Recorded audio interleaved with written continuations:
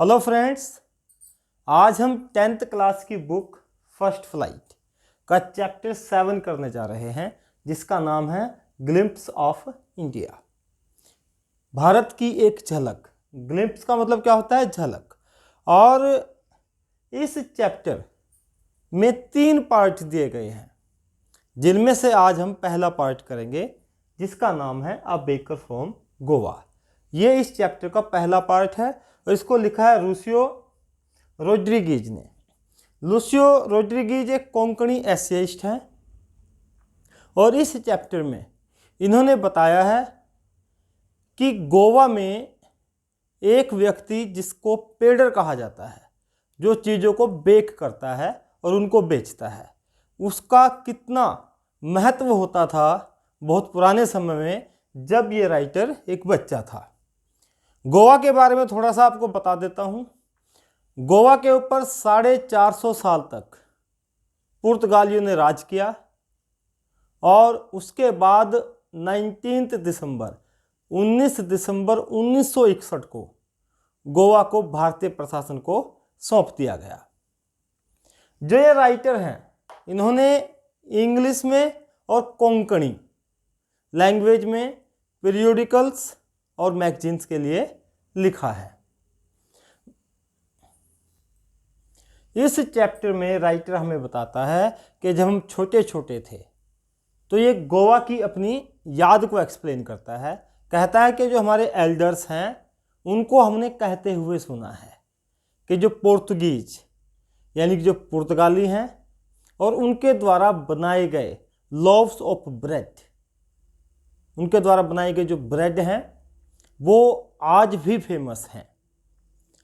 उनके खाने वाले ईटर्स नहीं रहे, यानी कि उनको आजकल लोग ज़्यादा पसंद नहीं करते हैं वर्तमान समय में, लेकिन उनको बनाने वाले आज भी आपको गोवा में मिल सकते हैं, जो मिक्सचर का काम करते हैं, यानी कि मिक्स करते हैं चीज़ों को, मोल्ड करते हैं उनको शेप देते हैं और बाद में उनको भट्टियों पर बेक भी करते हैं।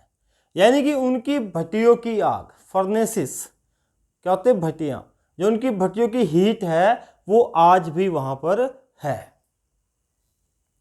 राइटर हमें बताता है कि जो पेडर है, इसको पेदर या पेडर कुछ भी आप कह सकते हैं, कि इसके आने का पता कैसे चलता था लोगों को कि ये आ गया है अपने लोव्स ऑफ ब्रेड लेकर के।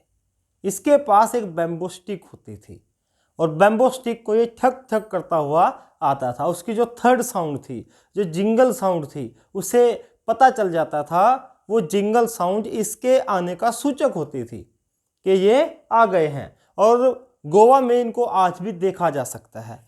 हो सकता है इनके फादर जीवित ना रहे हों, लेकिन उनके जो आगे बच्चे हैं, उनके जो बेटे हैं, उन्होंने इस परंपरा को, इस प्रोफेशन को आज भी गोवा में जीवित रखा हुआ है और इनको जाना जाता है पेडर के नाम से।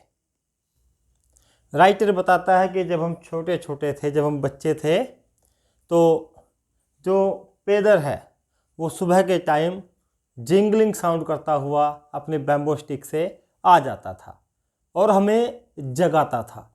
यानी कि उसकी आवाज़ से ये जाग जाते थे और ये भाग करके उसके पास जाते, पेडर को मिलते, उनको ग्रीट करते, अभिवादन करते, यानी कि गुड मॉर्निंग करते। राइटर कहता है कि हम उसको गुड मॉर्निंग इसलिए नहीं करते थे कि हमें लोव्स ऑफ ब्रेड के टुकड़े चाहिए थे खाने के लिए। जो ब्रेड बना करके लेकर आता था वो हमें चाहिए था।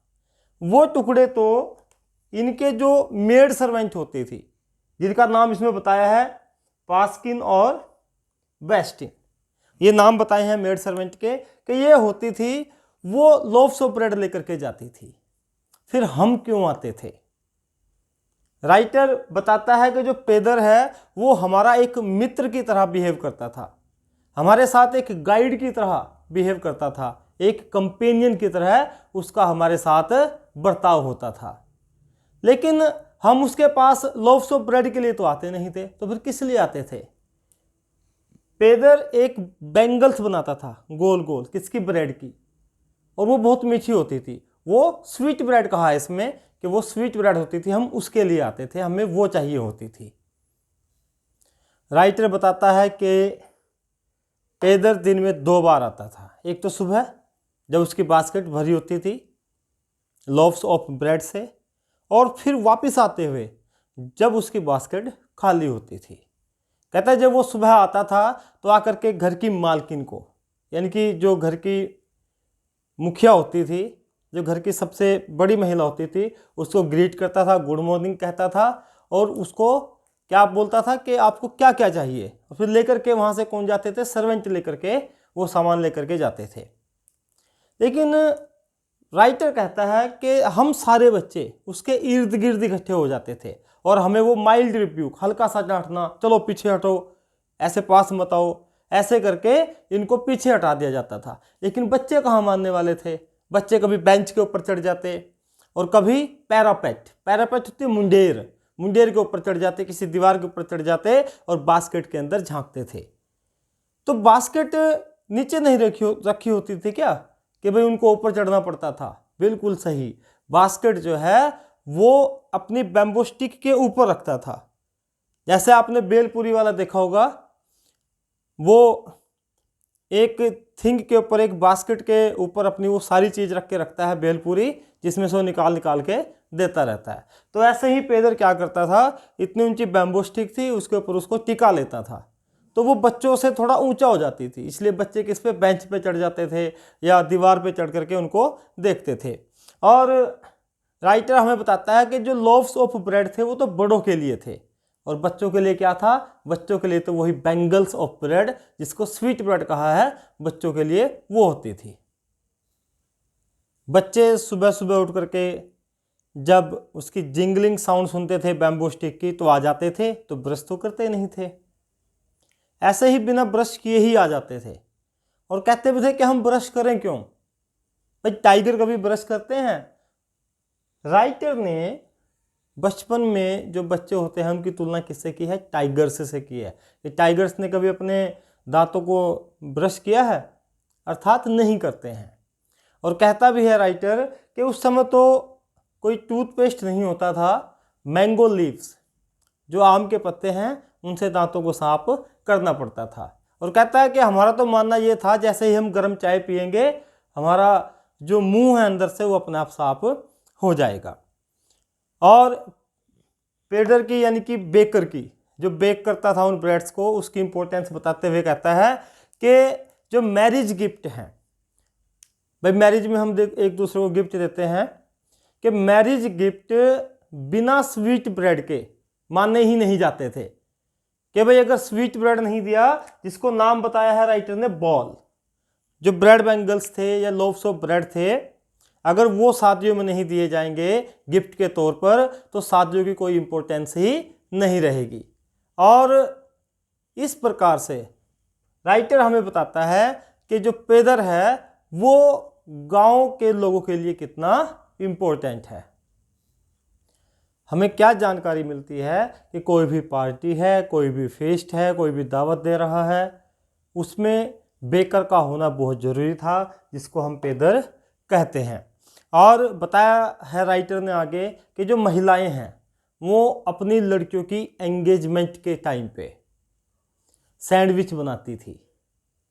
और एक चीज़ और बताई है, बोलिनहास और केक्स।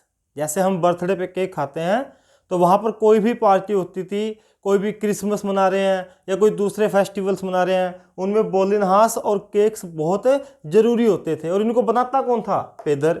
इसलिए पेदर की प्रेजेंस, पेदर की उपस्थिति, प्रेजेंस इन ओकेजन्स पर बहुत ही ज़रूरी होती थी। राइटर ने हमें बता दिया कि पेदर क्या बेक करता है।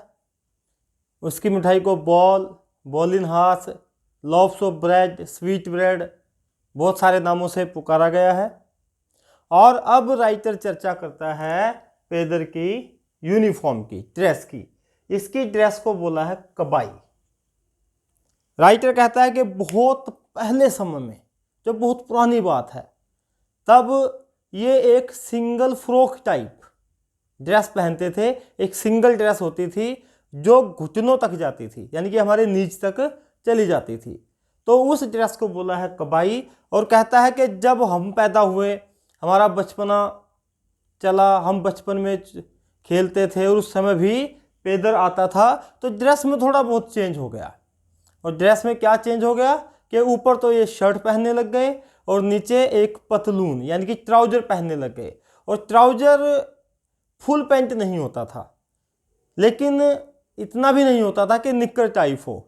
वो कैसा होता था, वो घुटनों से नीचे तक की एक पैंट होती थी, एक ट्राउजर टाइप में। और राइटर कहता भी है कि आज भी अगर हम किसी व्यक्ति को, किसी पर्सन को एक ट्राउजर टाइप पहने हुए देखें जो घुटनों से नीचे तक जाता है, तो हम कह सकते थे, उस पर कमेंट कर देते थे कि देखो इसने पेदर की तरह की ड्रेस पहनी हुई है। आज के समय में हम घुटनों तक पहने जाने वाली पैंट टाइप को कैफरी कहते हैं, तो उस समय इसको क्या बोला जाता था, कबाई। और राइटर आगे बताता है कि जो पेदर है वो अपनी चीज़ों को बेचने के बदले में पैसे भी लेता होगा, तो वो मंथ के एंड में पैसे लेता था कि एक महीने के अंत में जिसका जितना पैसा बना उससे उतना पैसा ले लेता था। लेकिन इसका रिकॉर्ड कहाँ पे रखता था, इसका रिकॉर्ड रखता था वो दीवार के ऊपर लिख करके, पेंसिल से दीवार के ऊपर लिख देता था कि इसके पास इतने ब्रेड गए, इसके पास इतने स्वीट ब्रेड गए, इसके पास इतना बैंगल्स ऑफ ब्रेड चली गई, और उनका महीने के बाद में क्या कर लेता था, कलेक्शन कर लेता था।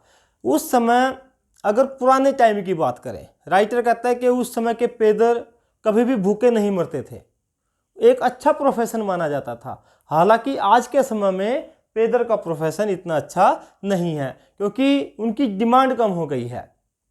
और राइटर हमें यह भी बताता है कि उस समय तो पेदर, उसका फैमिली और उसके सर्वेंट्स, उनके नौकर चाकर सब बड़े खुश रहते थे और उनका बड़ा खुशहाल जीवन होता था। और खुशहाली का तो पता इस चीज़ से पता चलता था कि जो पेदर था यानी कि जो बेकर, जो बेक करता था, वो इतना मोटा ताजा होता था, इतना प्लम्प उसका फिजिक होता था, उसका शरीर इतना मोटा होता था जैसे एक जैक फ्रूट, कटहल जैसे होता है, ऐसे पिलपिला मोटा ताजा पेदर हुआ करता था। और उसी से हमें पता चल जाता था कि वह कितना खुशहाल रहता होगा। राइटर कहता है कि अगर आज भी हमें कोई व्यक्ति प्लम्प फिजिक का दिखाई दे, मोटा ताजा दिखाई दे, तो हम उसकी तुलना कर सकते हैं कि वो एक बेकर है, जिसे उस समय क्या कहते थे, पेदर कहते थे।